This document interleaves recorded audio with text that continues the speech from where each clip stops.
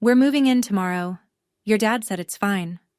That's what my stepmother told me at 11:47 p.m., the very first night I slept in the beach house I'd spent 12 years saving for. $4.8 million. Every penny mine. And before I could even respond, she added, "If you don't like it, you can find somewhere else." I didn't scream. I didn't cry. My hands were shaking so hard I nearly dropped the phone. But I smiled. Because I knew exactly what I was going to prepare for their arrival. What Victoria didn't know was that her phone call wasn't just rude. It was the last mistake she'd ever make under the Beckett name. And the surprise I prepared? It took 220 people, one gala stage, and a single manila envelope to deliver. Before I go on, please take a moment to like and subscribe, but only if you genuinely connect with this story. Drop a comment and let me know where you're watching from and what time it is where you are. My name is Bonnie Beckett. I'm 34 years old and I live in Charleston, South Carolina. Now, let me take you back to March 2025, the week I quit my job and thought I was finally free. My mother died when I was 17. Ovarian cancer, diagnosed in April, gone by September. 5 months. That's all the warning I got before the person who loved me most in this world simply wasn't in it anymore. My father, Gerald Beckett, was a well-respected real estate attorney in Charleston's low-country legal circle. He grieved the only way he knew how, by working until he couldn't feel anything. 2 years later, he married Victoria Hale. At first, she was warm, attentive. She brought homemade lemon bars to Sunday dinners and called me sweetheart, with what I genuinely believed was sincerity. But 6 months after the wedding, the lemon bars stopped, and so did the sweetness. It started small.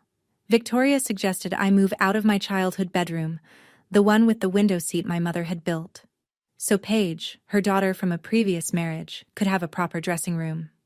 I looked at my father, waiting for him to say something. He squeezed my shoulder. "It's just a room, kiddo." It was never just a room. By Christmas 2011, I wasn't in the family photo. Victoria positioned everyone in front of the fireplace and somehow there was no space left when I walked in. "Oh," she said, adjusting Paige's collar. "I thought you said you didn't want to be in it." I paid for my own college. Full scholarship to the College of Charleston, plus 2 part-time jobs, one at a bookstore, and 1 tutoring statistics. Paige went to a private university in Savannah, tuition fully covered by my father. When I once asked him why the difference, he looked confused. "Victoria said you preferred being independent." Her favorite phrase, "I'm not being mean, I'm being practical." She used that line every single time she cut me out of something, and for 15 years, I let her. Here's the thing about being invisible inside your own family. It gives you an extraordinary amount of privacy. After graduating summa cum laude in finance, I took a junior analyst position at Meridian Strategy Group, a boutique consulting firm in downtown Charleston. Within 3 years, I was leading client engagements. Within 7, I was a senior strategy consultant managing restructuring projects for companies with revenues north of $200 million. By the time I left, my base salary plus performance bonuses totaled roughly $340,000 a year. Victoria never knew. She never asked. At family dinners, the ones I was invited to, which grew fewer each year, she'd wave her hand when my work came up. "Bonnie does something with spreadsheets." Then she'd turn to Paige. "Tell them about your new marketing campaign, sweetheart. Paige is the successful one." I let her believe that. I let all of them believe it.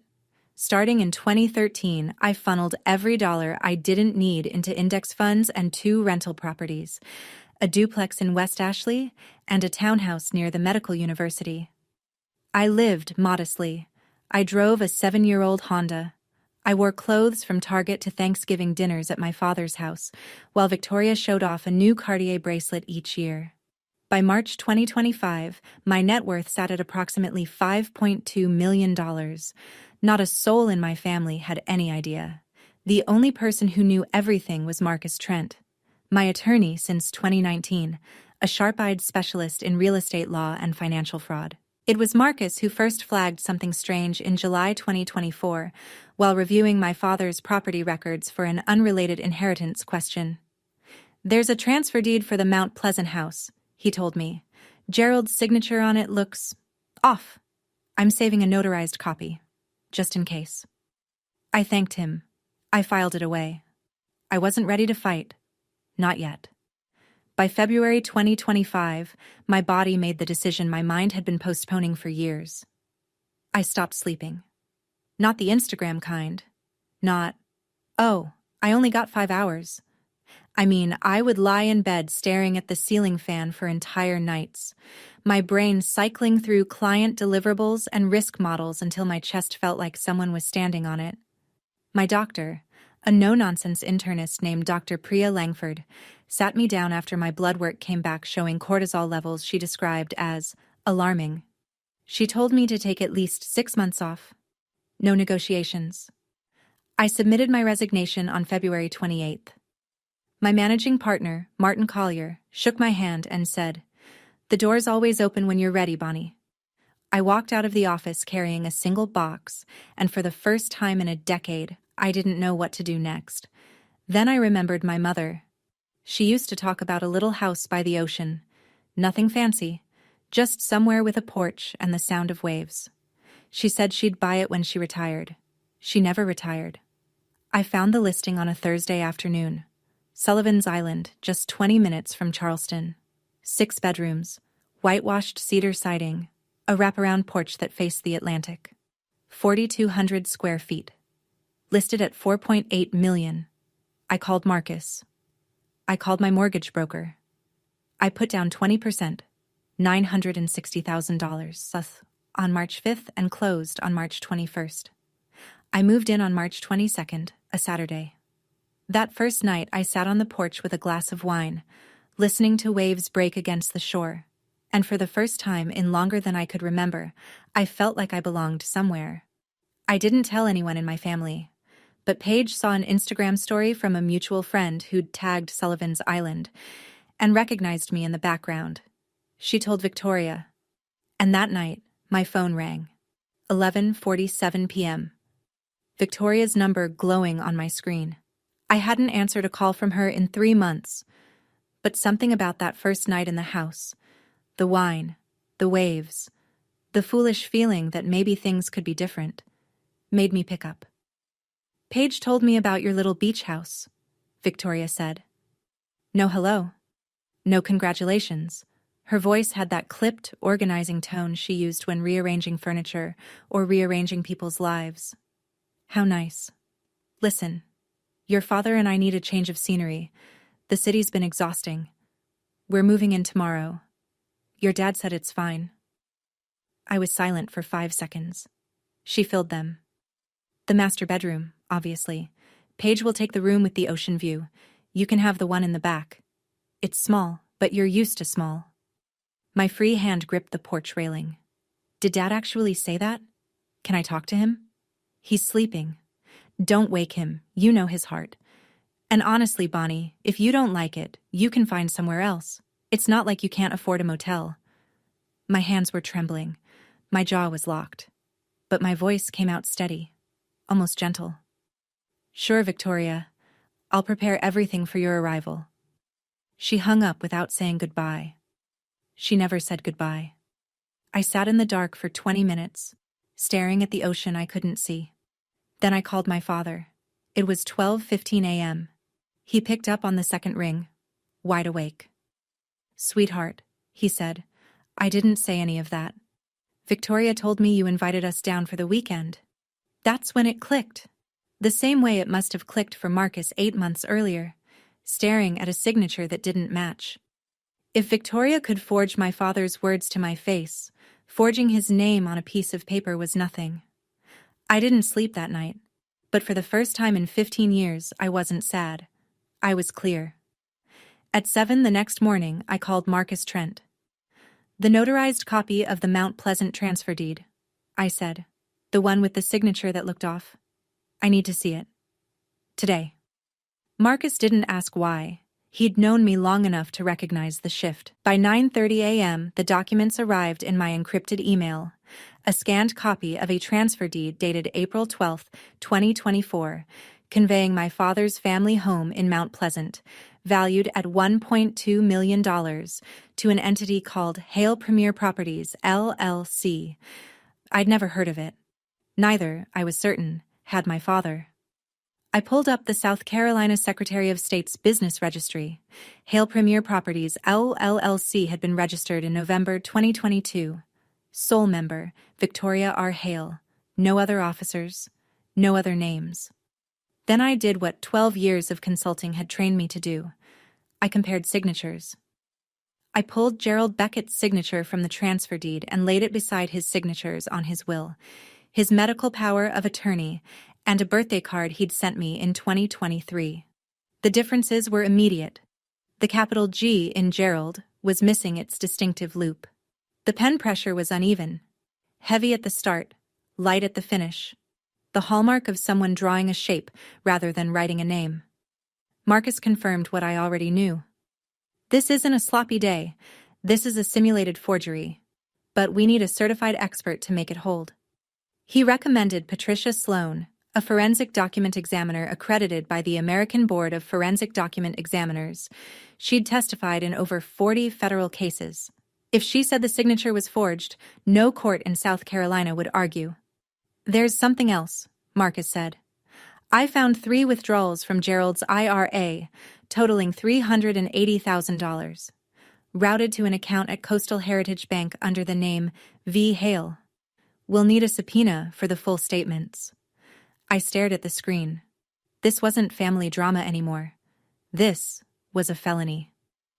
They arrived at 10 the next morning, 2 black SUVs packed to the roof with luggage, decorative pillows, and what appeared to be an entire set of monogrammed bath towels. Victoria stepped out first, designer sunglasses pushed up into her platinum hair, scanning the property the way a buyer surveys a foreclosure. Not bad, she said, for a starter home. A starter home, 4,200 square feet, $4.8 million. She walked straight to the master bedroom as if she'd already memorized the floor plan. Within an hour, my clothes were in a pile on the hallway floor, and her garment bags hung in my closet. Paige took the room with the ocean view. I was directed to the smallest room on the first floor. The one originally meant to be a linen storage area. In my own house. My father trailed behind them, carrying a single duffel bag, looking like a man who'd been loaded into the wrong car. He caught my eye in the hallway and mouthed, "I'm sorry." I shook my head slightly. Not yet. That evening, Victoria invited 3 couples from her social circle for dinner, on no notice, with groceries I'd bought. She toured them through every room, her hand sweeping across the open kitchen like a game show host. Gerald always wanted a beach house, she told them, beaming. So I made it happen.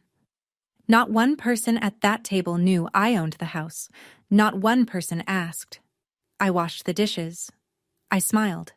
And at 9:47 p.m., my phone vibrated with an email from Marcus. Patricia Sloan had completed her preliminary examination. Her finding, the signature on the Mount Pleasant deed was, quote, highly likely to be a simulation forgery. I dried the last glass, set it on the shelf, and went to my tiny room. At 11, when the house was quiet, a second email arrived from Marcus. The subject line read, "Call me first thing tomorrow. This is bigger than we thought." I waited until 6:45 a.m., then slipped out the back door and walked down to the beach. The tide was low, the sand still dark with moisture. I called Marcus from the waterline, where the waves would cover my voice. "The IRA withdrawals were just the start," he said. She opened a supplementary credit card under Gerald's name, his social security number, his credit history, her as authorized user. Current balance, $47,000. Charges include a luxury spa retreat in Hilton Head, 2 Chanel handbags, a first-class flight to New York, none of which Gerald has any record of approving. I closed my eyes. The ocean roared in front of me. "And there's a third account," Marcus continued. "A savings account titled V. Hale Trust at the same bank, $215,000. Source, transfers from their joint household account, categorized as household expenses. I did the math standing there with salt water soaking through my sneakers. The Mount Pleasant house, $1.2 million. The IRA, $380,000. The credit card, $47,000. The trust account, $215,000. Total, approximately $1.842 million, stripped from my father without his knowledge while he recovered from a mild heart attack and trusted his wife to manage the household. That same afternoon, Patricia Sloan filed her official report. Report number PS 20250087. Her conclusion was unambiguous. The signature on the April 12th transfer deed was a simulated forgery, assessed at the highest probability level the discipline recognizes. We're looking at forgery in the first degree and exploitation of a vulnerable adult, Marcus said. Both felonies under South Carolina Code. What do you want to do? If I report it now? Victoria gets arrested. Gerald gets blindsided. The whole city knows by dinner. And if there's another way? Marcus paused. The Low Country Bar Association's annual charity gala is June 14th. Victoria's being honored, Philanthropist of the Year. If any of that stolen money flowed into the foundation, the award is built on fraud. He let the implication hang. You want to end this in a police station, or on the stage she built for herself? I knew the answer before he finished the question. 84 days. That's what I had between March 23rd and June 14th. The night of the gala. I broke the plan into 3 phases. Phase 1, March through April. Compile every piece of evidence into a file that could withstand scrutiny from a judge, a journalist, or a room full of lawyers. Phase 2, May. Protect my father. Transfer oversight of his finances to an independent fiduciary. Get his health stabilized, and prepare him for what was coming. Phase 3, the first 2 weeks of June. Coordinate the reveal at the one event Victoria cared about more than anything on earth. Marcus filed the subpoena request with Charleston County Court on March 28th. Estimated turnaround, 30 to 45 days. Patricia Sloan was already working on her full forensic comparison. The pieces were moving, but I needed one more person. Someone whose credibility Victoria couldn't dismiss and whose platform could outlast a single evening. I called Della Fairchild. Della was 52, a senior editor at the Charleston Society Review, the magazine that chronicled every gala, fundraiser, and garden party in Low Country high society. More importantly, she had been my mother's college roommate. They'd stayed close until the end. Della was one of the last people to visit my mother in hospice. When I told her what I'd found, the line went quiet for a long time. Then Della said, "I've had doubts about Victoria for years. She donates big but never lets anyone see the books. Every time I pitched an audit story, my publisher killed it. Too many advertisers in her circle." Della agreed to attend the gala as a credentialed member of the press. If the evidence held, she would publish a full investigative piece in the Charleston Society Review, a publication with 85,000 readers among the Low Country elite. "One condition," she said. "Every document gets verified independently before I write a word." I wouldn't have it any other way. Living with Victoria in the beach house for those weeks was like sharing a cage with someone who didn't know the lock was already broken. April settled in, and so did she. She changed the locks on the master bedroom, my master bedroom, without asking. She hired a decorator to redo the living room in what she called coastal chic: new throw pillows, a driftwood coffee table, a $6,000 linen sectional.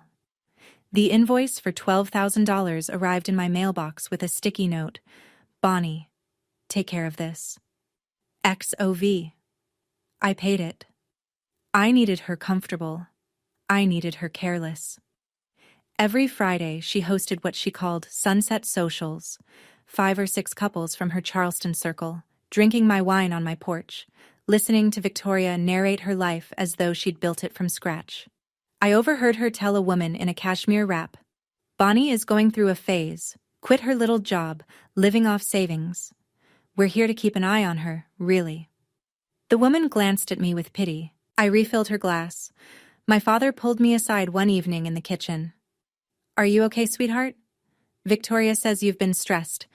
That you're not handling the career change well. I'm fine, Dad. Better than fine. He studied my face but didn't push. Gerald Beckett had spent 63 years trusting the wrong people to tell him the truth about the people he loved. One afternoon, while Victoria was at a spa appointment, I picked up the iPad she'd left on the kitchen counter. Her browser history was still open. The most recent search: how to add name to property deed South Carolina. She wasn't just visiting, she was planning to put her name on my house. That evening, Marcus called. Subpoena's been approved, bank statements in 2 weeks. He hesitated. But Bonnie, there's another account we haven't seen yet. The Coastal Heritage Bank statements arrived in Marcus's office on the first Monday of May, sealed in a courier envelope marked confidential. Court order enclosed. He called me at noon. I sat in my car in the Sullivan's Island public parking lot, the only place I could be certain Victoria wouldn't overhear. The V. Hale account matches what we expected.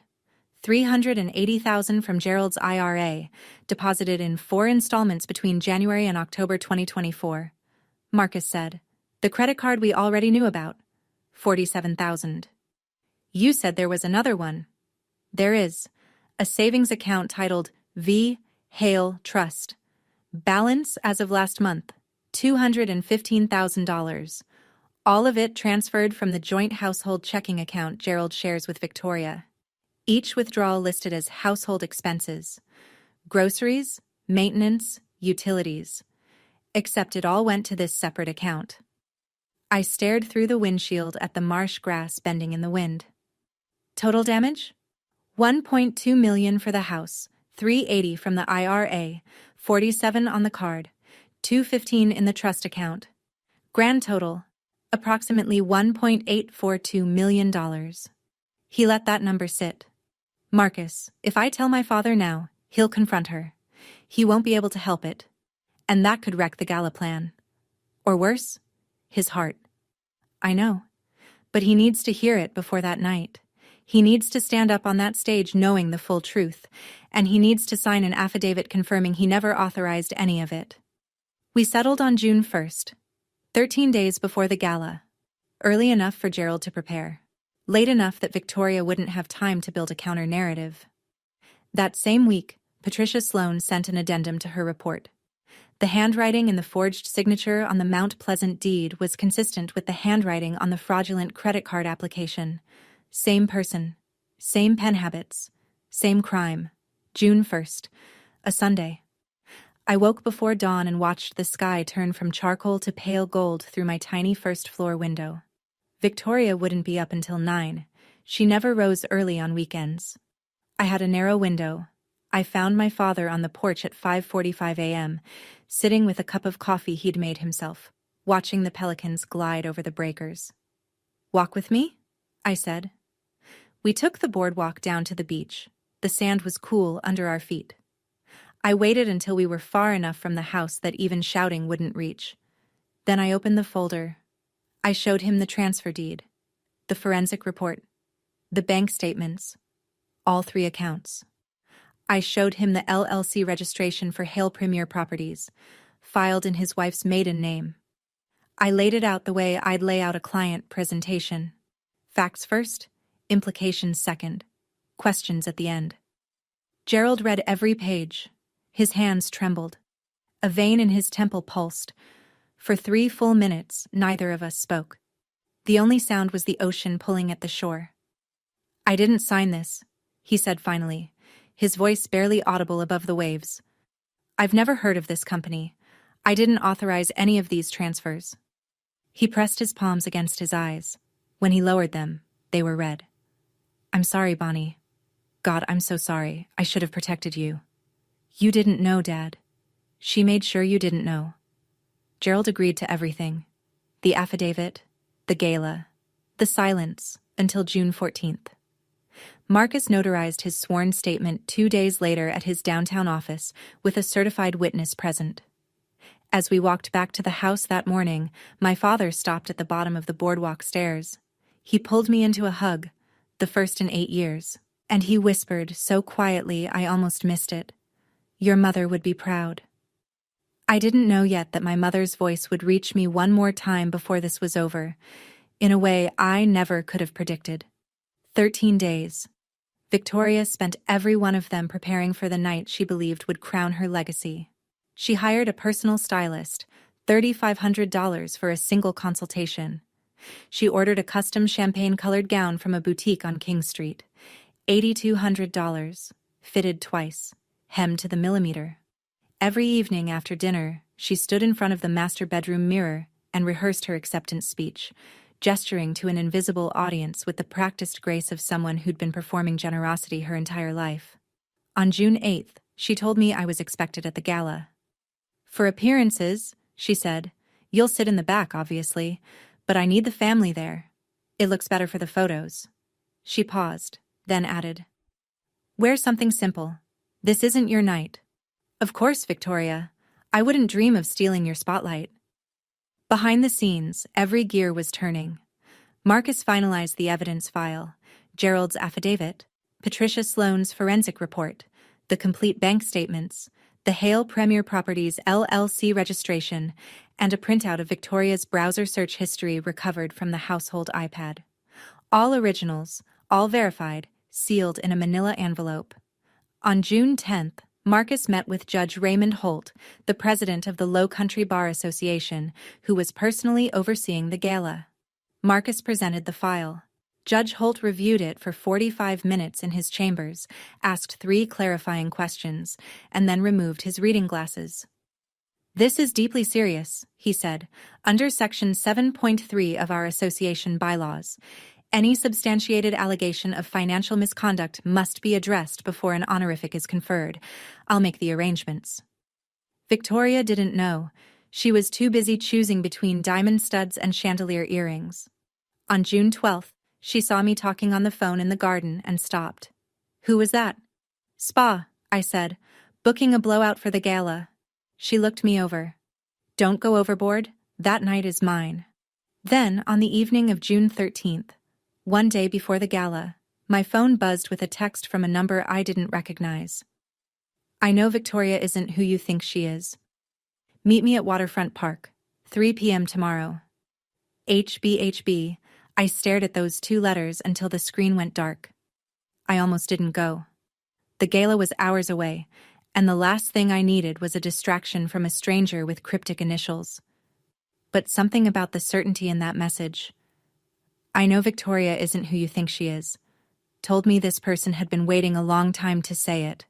Waterfront Park, 3 p.m., June 13th. The sun was brutal, the kind of Charleston afternoon that makes the air shimmer above the pavement. I sat on a bench near the pineapple fountain and watched a woman approach. Tall, silver-haired, somewhere in her early 60s, wearing a pressed linen blazer despite the heat. She walked like someone who had rehearsed being calm. "Bonnie Beckett?" She extended her hand. "My name is Helen Briggs." HB Helen sat beside me and told me a story I'd never heard, one Victoria had buried so deep that even Google couldn't find it easily. Before Gerald, before Charleston, before the Hale Beckett Foundation and the philanthropist persona, Victoria had been married to a man named Richard Briggs, a successful dentist in Savannah. They wed in 2005. By 2009, it was over. After Richard discovered that Victoria had quietly transferred $190,000 from their joint accounts into a personal savings account she'd opened under her maiden name. "He didn't press charges," Helen said. "He wanted a clean divorce, wanted to forget. I respected that for 16 years. But I saw your name in a blog post by Della Fairchild, something about women in Charleston consulting, and I recognized you, Gerald Beckett's daughter." She looked at me steadily. "Victoria has a pattern, Bonnie. She finds men who are successful but trusting, takes control of the finances, and bleeds them dry. Your father is not her first victim."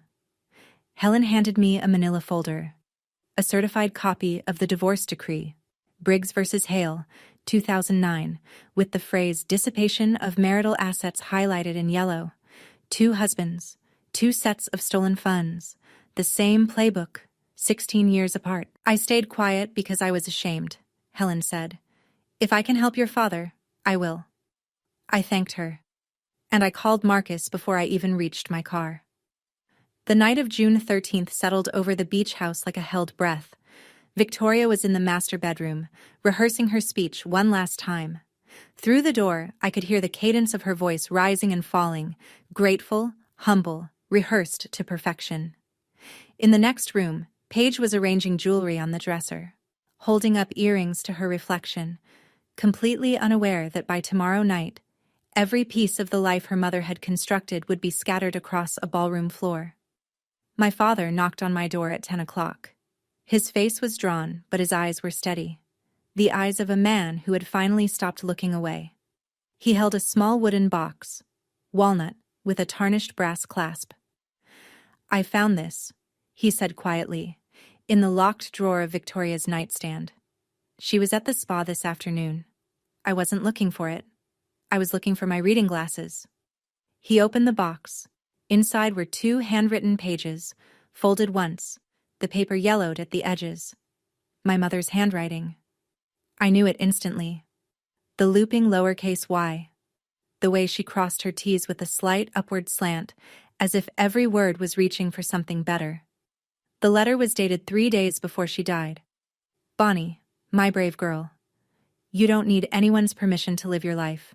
You are enough. You have always been enough. Don't ever let anyone make you doubt that." Victoria had kept this letter hidden for 17 years. My mother's last words to me, sealed in a box, locked in a drawer, in the bedroom of the woman who had spent a decade and a half telling me I was nothing. My father and I sat together in my small room and cried without speaking. When I could breathe again, I folded the letter carefully and placed it in my purse, the one I'd carry tomorrow. "I won't let her down, Dad." Before I turned off the light, I passed the hallway that led to the porch. Victoria's silhouette was framed against the moonlit ocean, phone pressed to her ear. I stopped. Her voice drifted through the screen door. "Don't worry. After the gala, I'll have them transfer the deed. She won't even notice until it's done." She was talking about my house. The house I'd bought with 12 years of invisible labor, and she was planning to take it the moment her trophy was in hand. I went to bed. I set my alarm for 6 a.m., and for the first time in 84 days, I slept soundly. June 14th, 2025. The morning arrived bright and still, the kind of low-humidity Charleston day that makes everything look sharper than it has any right to be. At 8 a.m., I was in Marcus Trent's office, a glass-walled suite on the 3rd floor of a converted warehouse on East Bay Street. The manila envelope sat between us on his desk like a loaded weapon laid flat. We reviewed the contents one final time, the forged transfer deed with Patricia Sloane's forensic report, number PS202500087, the Coastal Heritage Bank statements for all 3 accounts, Gerald's notarized affidavit, signed and witnessed on June 3rd, the Hale Premier Properties LLC registration, the divorce decree from Briggs vs. Hale, 2009, and a screenshot of Victoria's browser history. The search for how to add a name to a property deed in South Carolina. Time-stamped, device identified, saved to PDF. "Helen Briggs confirmed this morning," Marcus said. "She purchased a ticket through Della, table 12. She's ready." At 10 o'clock, Marcus met Judge Holt at the courthouse for a final briefing. The judge had already informed the gala's organizing committee. The Philanthropist of the Year award would be paused before presentation, pending a matter related to the nominee that requires the association's attention. The committee agreed, reluctantly, but unanimously. No one in Charleston's legal elite wanted their signature award tainted by unexamined fraud. Victoria, meanwhile, spent the morning in a state of radiant oblivion. She emerged from the master bedroom at 2 o'clock in her champagne gown, hair swept into a high chignon, diamond pendant catching the light. She surveyed me in my simple black dress and pearl earrings the way a queen surveys a chambermaid. "At least try to look like you belong there, Bonnie." I met her gaze. "Don't worry, Victoria. Tonight, everyone will know exactly where I belong." She frowned, a brief crease between perfectly filled brows, but she was already checking her reflection in the hallway mirror. She had bigger things on her mind. Or so she thought. The grand ballroom of the Belmont Charleston Place was the kind of room designed to make ordinary people feel extraordinary, and extraordinary people feel immortal. Crystal chandeliers the size of small cars, floor-to-ceiling windows draped in ivory silk. Round tables set with bone china and sterling flatware, each one anchored by a centerpiece of white peonies and flickering votives. 220 guests, attorneys, circuit court judges, state legislators, founders of nonprofits, real estate developers, and the social columnists who chronicled their every handshake. Black tie, impeccable manners.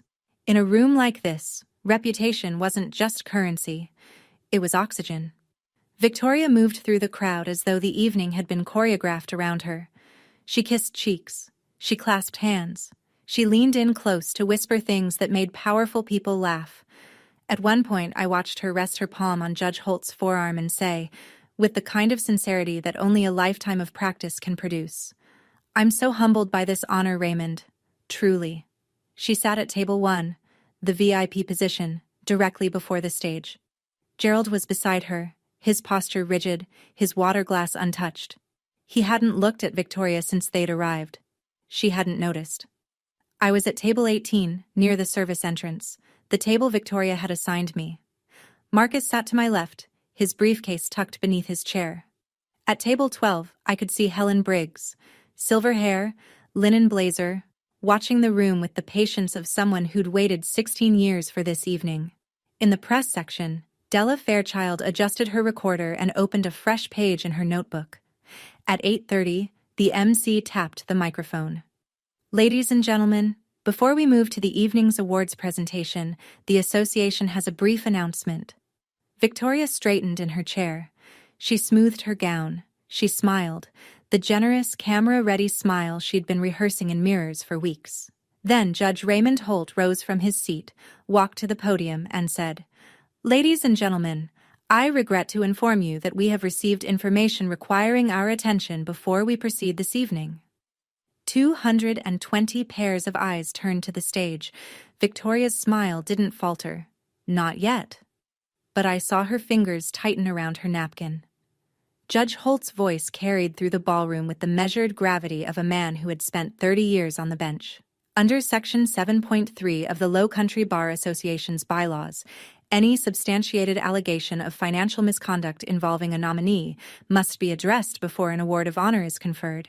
This evening, we have received a formally documented complaint, supported by forensic evidence, sworn testimony, and independently verified financial records.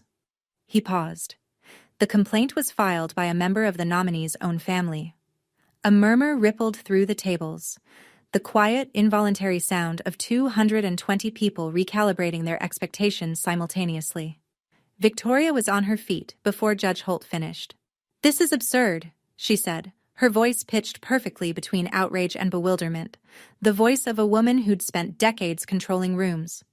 "Raymond, who filed this? This is a charity event, not a courtroom." Judge Holt looked directly at me. "Ms. Bonnie Beckett, you've been invited to present your evidence." The murmur became a wave. Heads turned. Victoria's eyes found me at table 18, the back of the room, exactly where she'd put me. And for one long, suspended second, we looked at each other across 17 tables, 220 witnesses, and 15 years of silence. I stood. I picked up the manila envelope. And I walked. 17 tables. Each step deliberate. Each step audible on the polished hardwood. I could feel the weight of every gaze in the room, could hear the rustle of evening gowns as women turned in their chairs, the clink of a water glass. Someone sat down too hard. "Gerald." Victoria's voice cracked the silence like a struck match. "Do something. She's trying to ruin me." My father sat still. His hands were folded on the table. He did not look at his wife. I stepped onto the stage. 220 faces stared up at me. The chandelier light was warm and merciless. I set the envelope on the podium, leaned into the microphone, and took one long breath. "I didn't come here to destroy anyone," I said. "I came here because the truth couldn't wait one more day." I opened the envelope and removed the first document. On April 12, 2024, a transfer deed was filed in Charleston County conveying ownership of the Beckett family home in Mount Pleasant, assessed value $1.2 million, to a limited liability company called Hale Premier Properties. I held the deed up. The projection screen behind me lit up with a high-resolution scan, the county seal, the legal description, and at the bottom, a signature reading Gerald A. Beckett. This signature is not my father's. I advanced to the next slide, a side-by-side comparison. On the left, the deed signature. On the right, Gerald's authentic signature from his will, his medical power of attorney, and a notarized affidavit signed on June 3rd of this year. The differences were visible from the back of the room: the missing loop on the capital G, the inconsistent pen pressure, the mechanical quality of a hand that was copying rather than writing. This analysis was conducted by Patricia Sloan, a forensic document examiner accredited by the American Board of Forensic Document Examiners with testimony in over 40 federal proceedings. Her conclusion, stated in Report PS2-02-50087, the signature is a simulated forgery at the highest probability level recognized in the field. The ballroom was silent, not the polite silence of a formal event. The airless silence of a room that has collectively stopped breathing. My father rose from table 1. His voice was hoarse but clear. I did not sign that document. I did not know that company existed, and I did not authorize the transfer of my home. Victoria gripped the edge of the table. Gerald, tell them you signed it. Tell them. He looked at her for the first time that evening. Then he slowly shook his head. Somewhere at table 5, a man set his fork down on his plate. The tiny clink rang out like a gavel. I pulled the second set of documents from the envelope. Between January and October 2024, 4 withdrawals totaling $380,000 were made from Gerald Beckett's individual retirement account and deposited into a savings account at Coastal Heritage Bank. The next slide appeared: redacted bank statements with the routing numbers, dates, and amounts highlighted. The account is registered under the name V. Hale. I heard a chair scrape. Someone at table 9 whispered something to the person beside them. Additionally, a supplementary credit card was opened using Gerald Beckett's Social Security number, without his knowledge or consent. Current balance: $47,000. Charges include luxury travel, designer purchases, and personal spa treatments, none of which appear in Gerald's personal records. The third slide, a separate savings account titled V. Hale Trust, holds $215,000 transferred from the Beckett's joint household checking account, disguised as routine household expenses. I set the statements on the podium. The total amount diverted from my father's assets without his knowledge or authorization is approximately $1.842 million. Under South Carolina Code Section 433510, the financial exploitation of a vulnerable adult, my father is 63 years old with a documented cardiac history, is a felony. Victoria turned to the room. The tears came immediately, glistening, perfectly timed, rolling down cheeks that hadn't creased with genuine emotion in years. She's lying. Her voice broke with practiced fragility. Gerald gave me access to everything. This is a family misunderstanding, not a criminal matter. How dare you turn a charity dinner into a public trial? Judge Holt spoke from his seat, his voice level as a plumb line. Ms. Hale Beckett, the evidence has been independently verified. The association is revoking the Philanthropist of the Year award, effective immediately. Victoria's mouth opened. No sound came out. Then, from table 12, a woman stood up. Helen Briggs rose with the quiet composure of a woman who had spent 16 years rehearsing this moment in her mind. "My name is Helen Briggs," she said, her voice carrying across the ballroom with the clarity of someone who has finally decided to stop whispering. "Victoria Hale was previously married to my ex-husband, Richard Briggs, a dentist in Savannah. They married in 2005. The marriage ended in 2009. After Richard discovered that Victoria had transferred $190,000 from their joint accounts into a personal account under her maiden name." She held up a bound document. "This is a certified copy of the divorce decree, Briggs v. Hale, Chatham County Superior Court, 2009. The ruling specifically cites dissipation of marital assets. She passed the decree to Judge Holt, who accepted it without a word.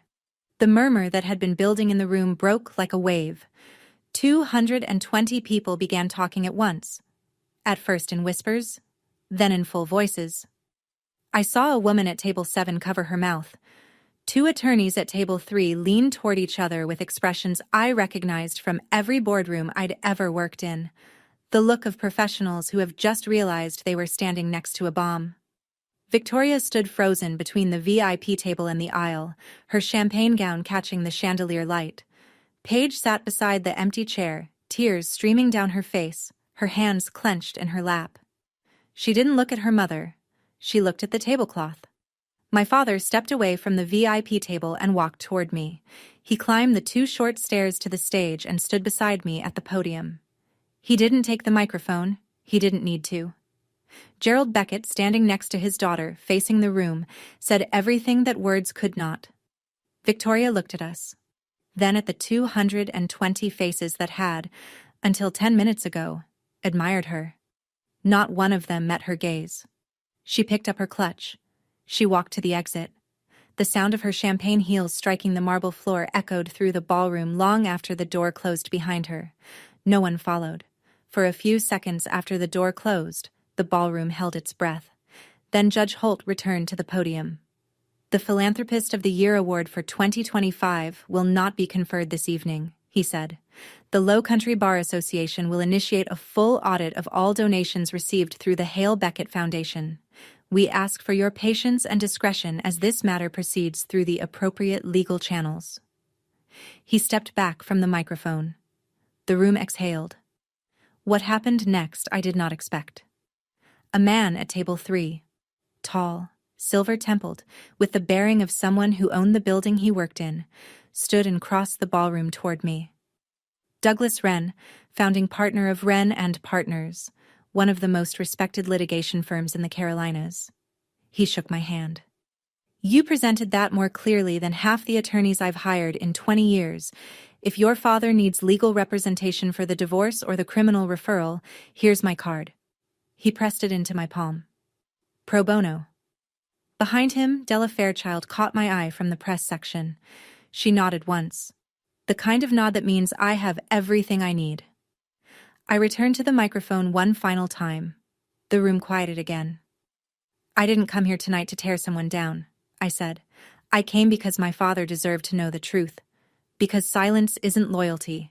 It's surrender. And because no one in this room or anywhere else should have to trade their dignity for the appearance of family harmony.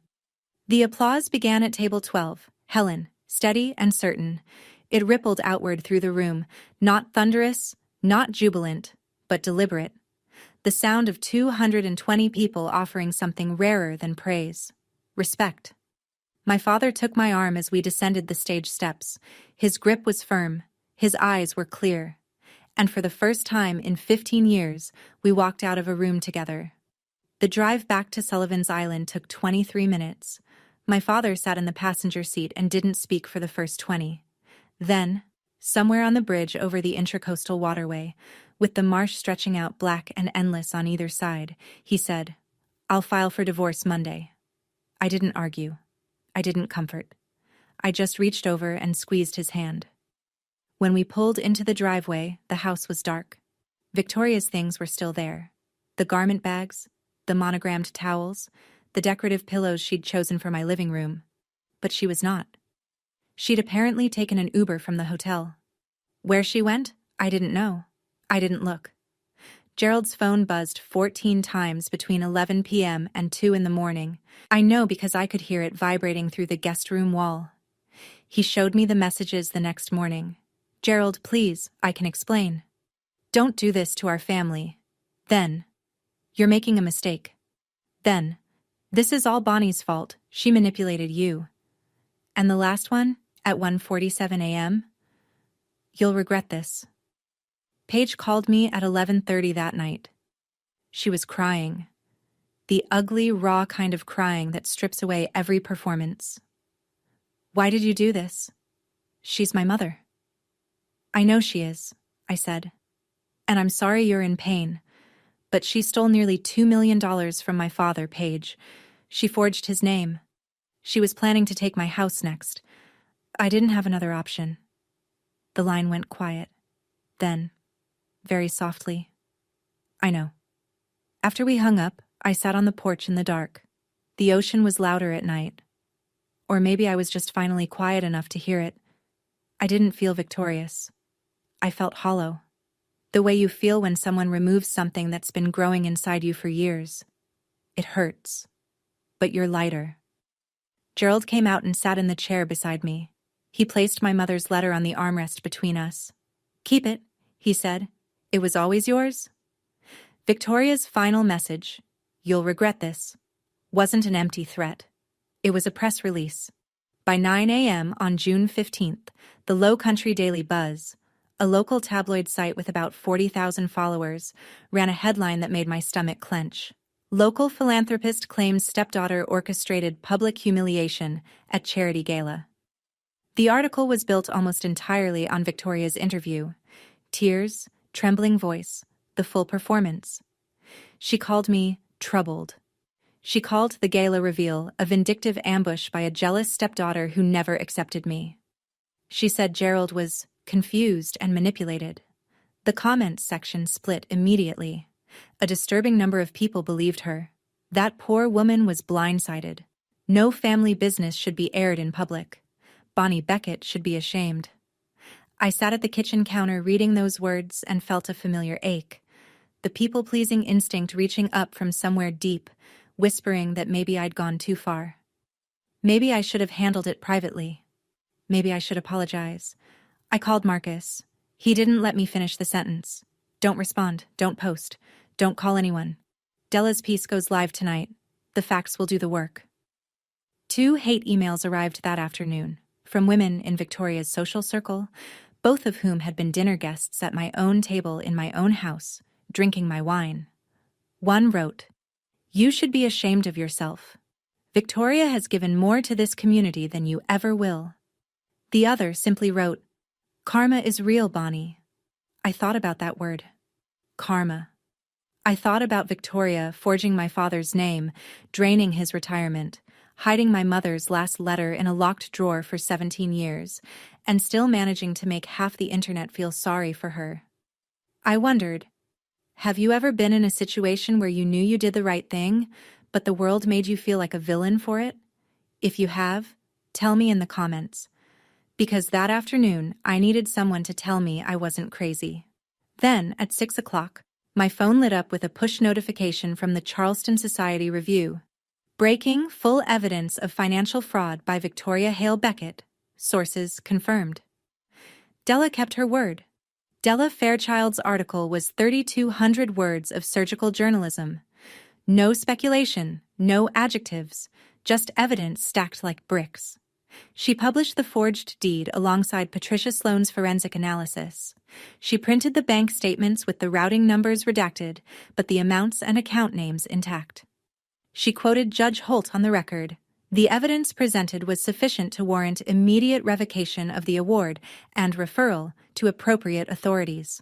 She included a full timeline of Victoria's financial activity, the LLC registration in 2022, the IRA withdrawals through 2024, the credit card opened without Gerald's knowledge.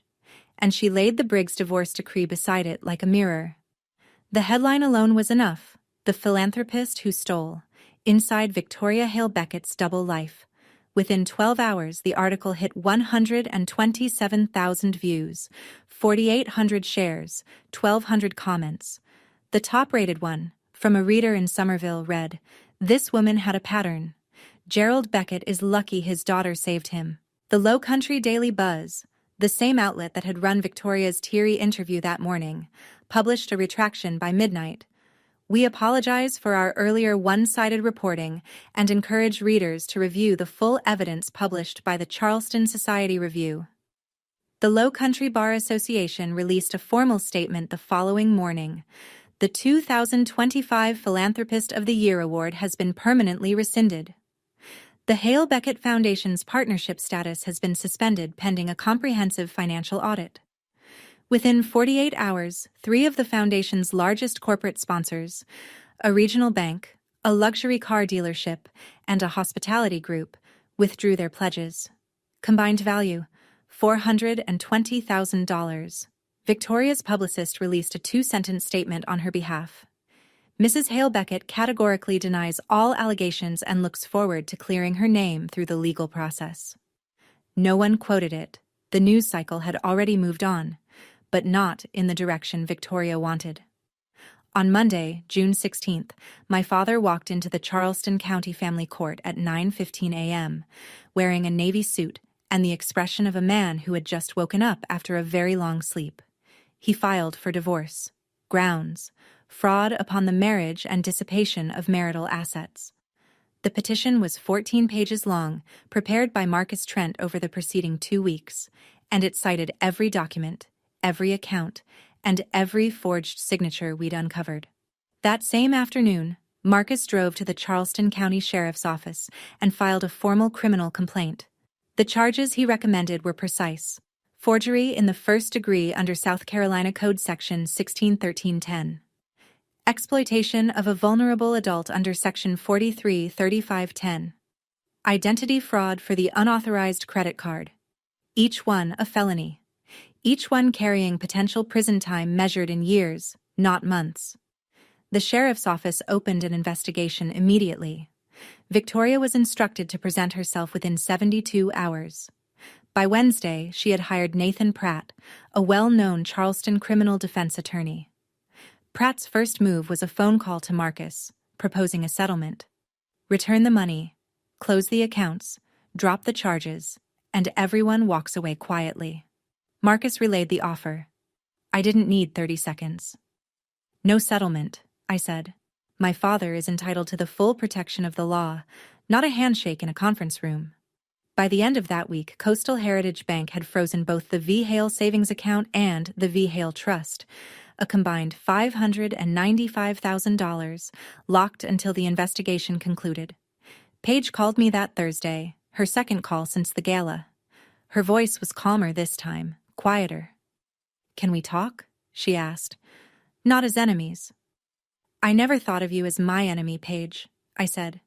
But you need to decide where you stand. I can't do that for you. She was quiet for a long time. Then she said, I know. The final number arrived on July 2nd. The Low Country Bar Association's emergency audit of the Hale Beckett Foundation uncovered what Marcus had suspected from the beginning. The rot went deeper than the personal accounts.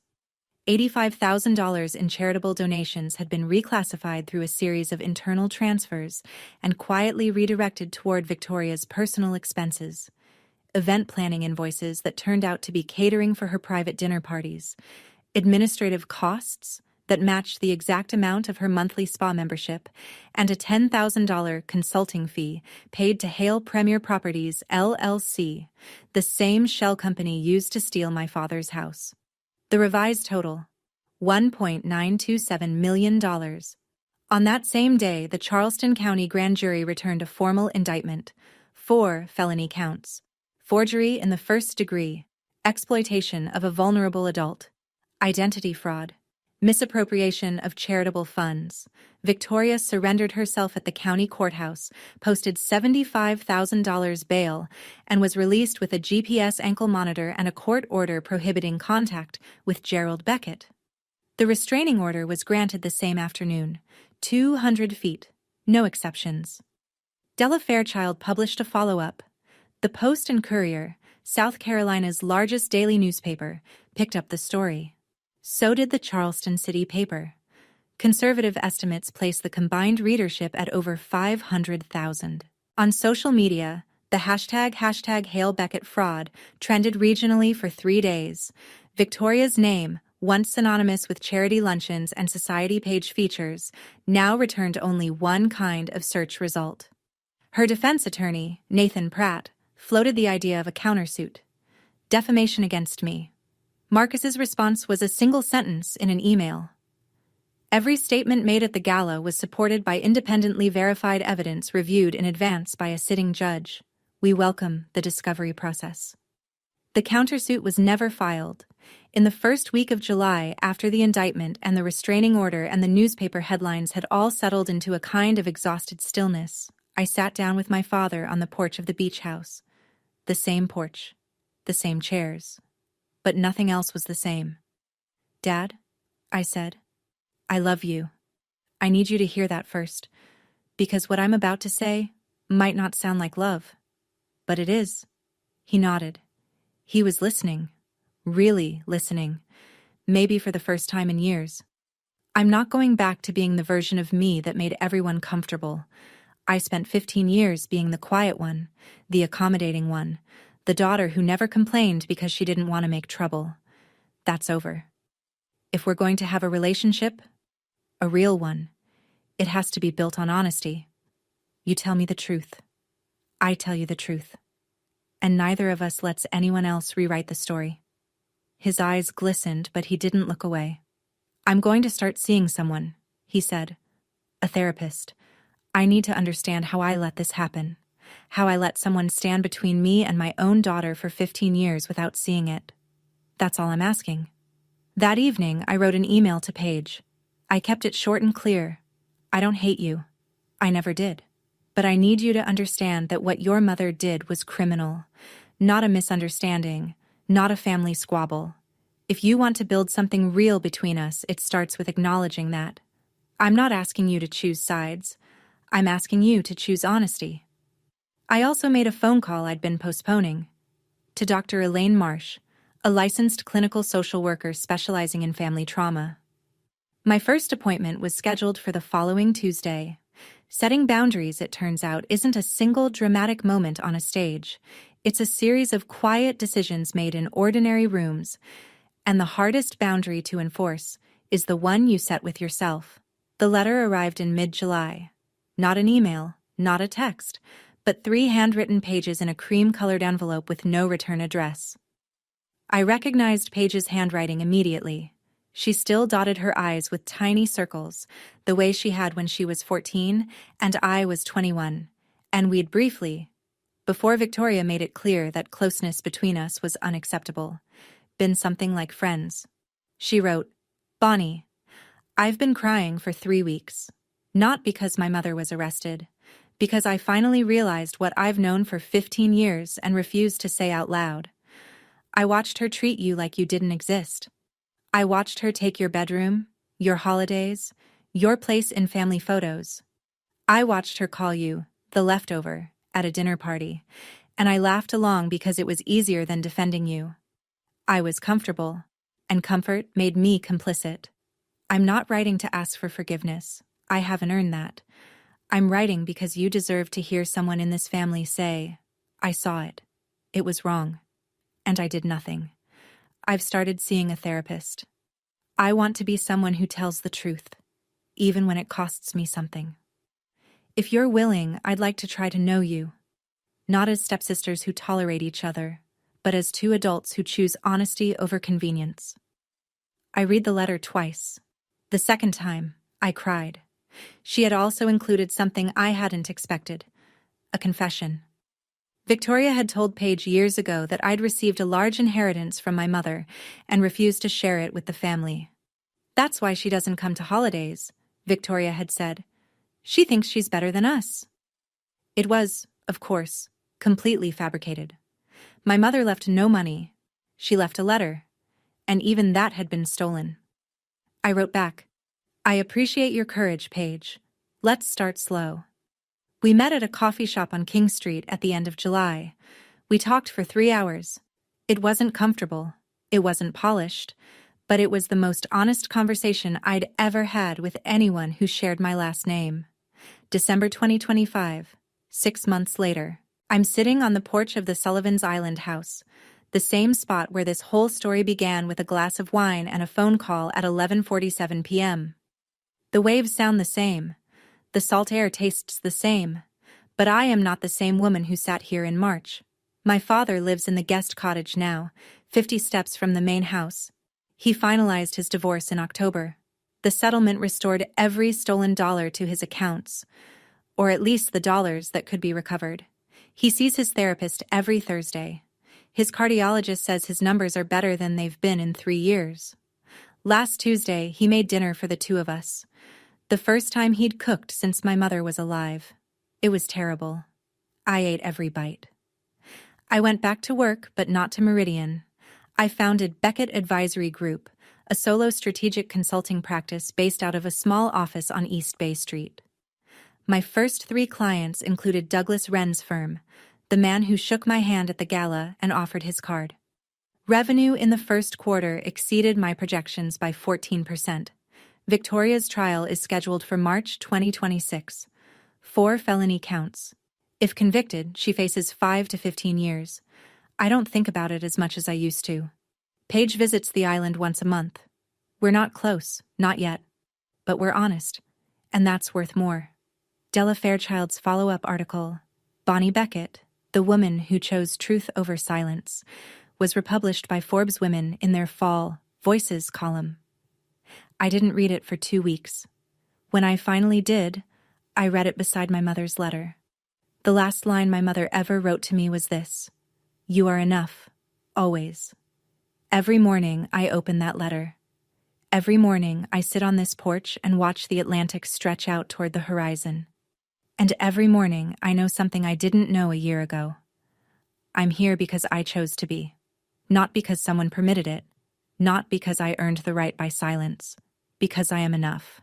I always was. If you stayed until the end of this story, thank you. Truly. This wasn't about revenge. It was about the moment you stop shrinking so that someone else can feel tall.